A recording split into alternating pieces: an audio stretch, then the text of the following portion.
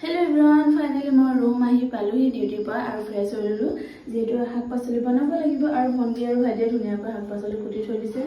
আৰু মোৰ প্ৰিয় মানুহজনে আনিছে মোলে লোকেল চিকেন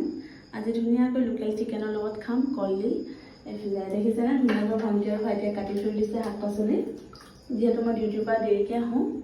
বজাৰ কৰি কি আনি দিছে আপোনালোকক দেখাম এফালে দেখাই দিয়ে এফালে কলমৌ শাক আৰু ঔটেঙা এফালে কচু আৰু ৰঙালাও আনি দিছে এফালে ৰঙালাও